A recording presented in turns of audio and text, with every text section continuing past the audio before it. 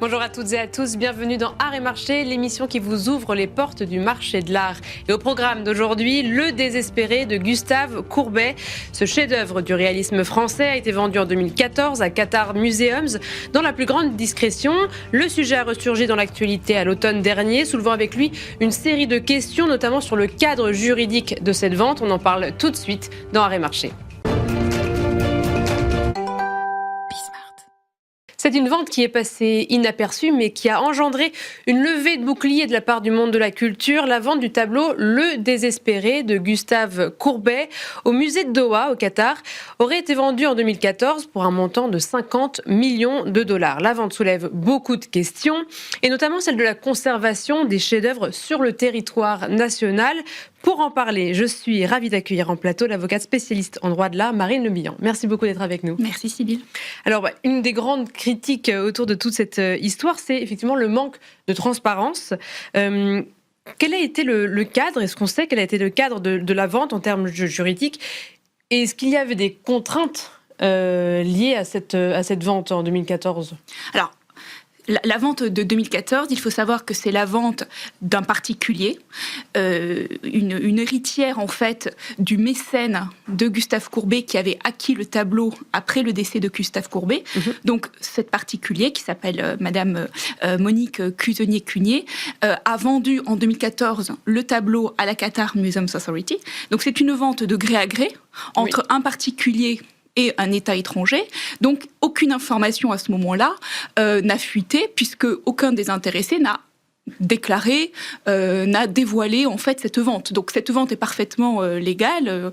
Il n'y avait aucune raison d'en être informé à l'époque. Donc, la vente est passée tout à fait inaperçue, oui. Oui, et parce qu'il n'y avait pas de contraintes liées à ça. C'est-à-dire que si moi je suis un particulier, j'ai envie de vendre un tableau à n'importe quel État dans le monde, je peux le faire sans prévenir qui que ce soit. Tout à fait. Il n'y a aucun signalement à faire à ce moment-là. Il s'agit vraiment d'une vente de gré à gré entre deux personnes. Et il n'y avait pas non plus d'éléments dans le contrat particulier en plus de juste la vente. On ignore totalement les conditions de cette vente, qui a très certainement été contractualisée, mais c'est un document qui est privé et qui n'a pas à être communiqué. Donc, moi, je n'ai en tout cas, à titre personnel, aucune information sur cette vente. Les seules informations que nous avons ont été livrées par la presse, c'est-à-dire le nom de la vendresse, le nom de l'acquéreur et le prix du tableau, qui apparemment s'élèverait à environ 50 millions d'euros. Une autre information qui est parue dans la presse, c'est celle de l'intervention de deux intermédiaires qui auraient acquis le tableau avant de le revendre à l'État du Qatar. Mais ce sont les seules informations que nous avons par voie de presse. Et aujourd'hui, ce qu'on sait, c'est que ce tableau est aujourd'hui au musée d'Orsay et qu'il y a donc il y aurait eu ce contrat de garde alternée entre le musée d'Orsay et le groupement de musées à Doha, au Qatar. Qu'est-ce qu'on sait de ces échanges? Alors, là encore, nous n'en savons que ce que la presse en a dévoilé et ce que le ministère de la Culture veut bien en communiquer. De façon vraiment épisodique et voilà et vraiment le ministère de la Culture ne s'épanche pas sur cette question-là. Donc le tableau actuellement est exposé au musée d'Orsay. Il a vocation à y rester pendant 5 ans jusqu'en 2030. Qui verra a priori l'achèvement de la construction d'un musée à Doha, le Art Mill Museum.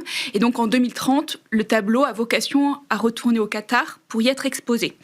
Il y a une convention qui a été signée entre le musée d'Orsay et la Qatar Museums Authority, qui prévoit que le tableau sera donc exposé pendant 5 ans en France, puis qu'il retournera au Qatar.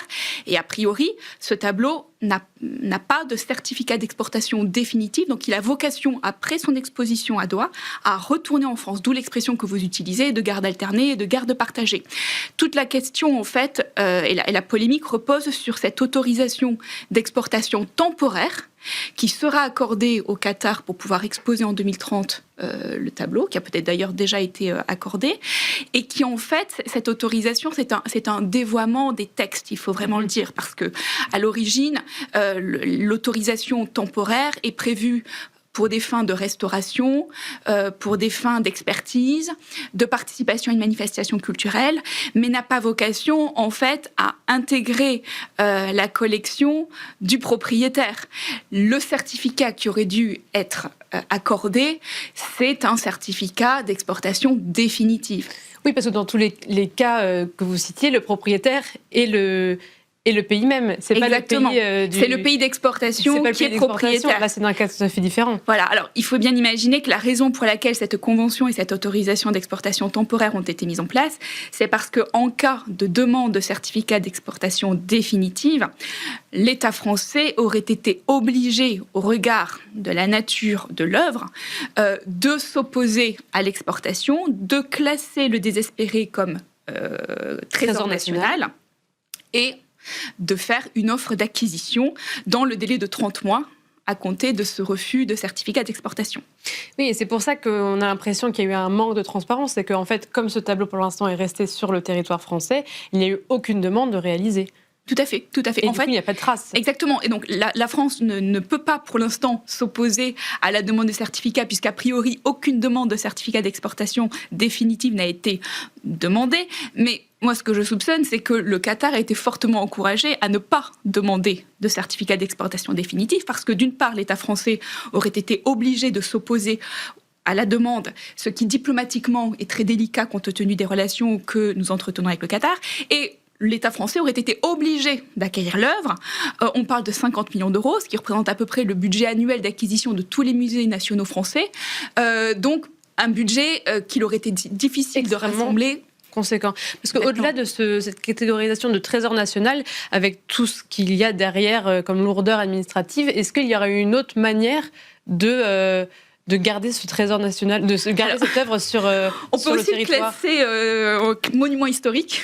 Oui. Mais sur le plan diplomatique, les conséquences seraient les mêmes vis-à-vis du Qatar et donc la solution n'aurait pas été idéale non plus. Mais la seule façon effectivement de s'opposer à la sortie d'un trésor national tel que le désespéré, c'est au moment de la demande de certificat d'exportation définitive de s'y opposer.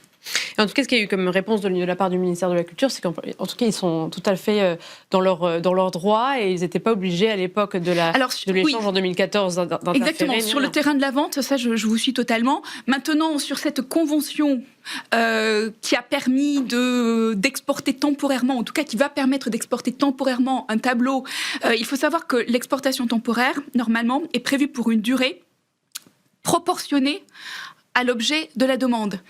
On ne sait pas encore combien de temps le tableau va rester exposé à Doha à partir de 2030. Mais une exposition temporaire a vocation à être temporaire et donc ça ne pas. En fait, le texte a été utilisé de façon détournée, mais peut-être que c'était la moins mauvaise solution dont disposait le ministère de la Culture, ça je vous l'accorde. Et c'est vrai que ce qui est intéressant, c'est que ça laisse une porte ouverte, en tout cas matière à réflexion autour de ce statut de trésor national, parce qu'il y a tellement de lourdeur autour. Et donc il y a ce sénateur, Jacques Grosperrin, qui propose d'émettre une nouvelle loi pour peut-être trouver une nouvelle manière d'accueillir, en tout cas de préserver ces chefs-d'œuvre sur le territoire, afin de peut-être trouver une autre voie que ce trésor national. Alors, il faut savoir que Jacques Grosperrin, déjà, c'est un sénateur du Doubs, donc de la région de Courbet. Il est également vice-président de la commission de la culture au Sénat. Et en fait, il a été fortement invité par la ministre de la Culture, Rachida Dati, à l'époque, à déposer une proposition de loi, puisque en séance, il l'a interpellé sur cette vente et cette exportation temporaire. Et la ministre de la Culture l'avait répondu, on était en janvier 2026, que c'était la loi et que si la loi ne lui convenait pas, il fallait la changer. Donc il l'a prise au mot. Et effectivement, il a déposé en mars 2026 une proposition de loi qui... le texte prévoit que la définition de trésor national serait élargie, notamment pour y inclure des œuvres d'artistes français qui seraient établies par voie réglementaire, d'ailleurs sans condition d'ancienneté, et qui obligerait les propriétaires privés d'œuvres, donc de super trésors nationaux, il appelle ça, à déclarer à l'administration toute vente ou toute aliénation, afin que l'État puisse préempter l'œuvre et se substituer à l'acquéreur ou au nouveau propriétaire. Et ça parmi même toutes les ventes gré à gré, par exemple. Alors, toutes les ventes de gré à gré concernant certaines œuvres qui présentent un intérêt qu'il qualifie d'exceptionnel pour le patrimoine national. Alors, se pose la question, alors c'est un texte qui mérite très certainement encore d'être examiné, d'être amendé, mais comment serait établie cette fameuse liste ? Sur quels critères ? Exactement, sur quels critères ? Alors, il parle d'œuvres d'artistes français, mais moi j'estime en tout cas que nous avons certainement en France, entre des mains privées, des œuvres d'artistes étrangers qui présentent un lien avec notre histoire ou notre territoire et qui mériteraient d'y rester aussi. Et puis, c'est une préemption qui interviendrait dans un délai de 3 mois, un délai très bref, en comparaison du délai de 30 mois dont bénéficie actuellement l'État pour acquérir en cas de refus de certificat. Et puis, c'est un texte qui s'appliquerait même si l'acquéreur est en France. Oui, finalement. En tout cas, à l'heure actuelle, il n'est pas prévu que l'État se substituerait si l'acquéreur est domicilié à l'étranger. C'est-à-dire que même si l'acquéreur est en France, l'État se substituerait à l'acquéreur pour acquérir le bien. Parce que pour l'instant, quand un État, quand il y a préemption, c'est seulement en vente publique. Ah non, pas seulement. C'est lorsqu'il y a justement cette... alors, l'État peut tout à fait préempter en vente publique, mais là, on parle d'acquisition à l'issue du délai de 30 mois. Lorsqu'il y a demande de certificat d'exportation la demande de certificat d'exportation n'intervient pas nécessairement à l'occasion d'une vente. Un particulier qui décide d'exporter l'œuvre pour la déplacer dans une résidence à l'étranger qu'il possède peut tout à fait demander un certificat d'exportation. Ce sont deux choses très distinctes, la vente et le certificat d'exportation, même si très souvent le certificat est demandé à l'occasion d'une vente. Mais effectivement, l'État peut tout à fait préempter en vente publique, mais en vente privée, actuellement, il ne peut pas. Ah oui, c'est bien, c'est ça. On peut, en vente privée, l'État ne peut pas préempter une œuvre. Non, pas du tout. Déjà parce qu'il n'est pas informé. Totalement sous les radars. Exactement. Alors, l'État peut se porter acquéreur s'il est informé de la vente, mais il n'a pas de priorité sur c'est ça, il n'a pas de priorité, etc. Bon, ça, ce serait cette idée-là de donner à l'État cette priorité s'il y avait une vente gré à gré, même au sein du territoire. Tout à fait. Mais alors, moi, je trouve que cette proposition de loi, en tout cas en l'état, à la fois, elle n'atteint pas le but qu'elle recherche et elle va au-delà. Alors, elle va au-delà puisque je vous disais, en fait, l'État pourrait acquérir des œuvres qui ont quand même vocation à rester sur le territoire parce qu'elles sont vendues à des Français. Donc, l'État se retrouve à devoir acquérir beaucoup plus d'œuvres qu'il ne souhaite peut-être en acquérir actuellement parce que le but de cette loi, c'est d'éviter que les objets quitte le territoire national. Pourquoi est-ce qu'on s'est ému à propos du désespéré ? C'est parce qu'on sait en tout cas, théoriquement, il pourrait quitter le territoire national. C'est ça qui nous émeut. L'œuvre, tant qu'elle était en France, et si elle avait changé de main en France, voilà, le grand public, les amateurs d'art, les hommes politiques, la société civile ne s'en seraient pas émus autant. Donc là, on se retrouve avec ce texte à permettre la substitution à un acquéreur français, voilà, pour moi, ça n'a pas vraiment de sens. Et surtout, que se serait-il passé si ce texte existait et qu'on se retrouve face à la vente du désespéré ? Imaginons, on est en 2014. On va devoir faire très court parce Monique Cusonnier doit vendre le tableau. Elle informe l'État français. L'État français dit « je vais préempter ». J'ai 3 mois pour préempter. 3 mois, c'est très peu pour réunir les fonds. Et surtout, diplomatiquement, les relations avec le Qatar en pâtiraient de la même façon. Bien sûr. Et 3 mois pour trouver environ 50 millions d'euros. Donc, affaire à suivre. Merci beaucoup, Marine Lebihan. Je rappelle que vous êtes avocate spécialisée dans le droit du marché de l'art et droit de l'art. Merci de nous avoir présenté toute cette affaire. Et merci à vous toutes et tous de nous avoir suivis. C'était Arrêt Marché.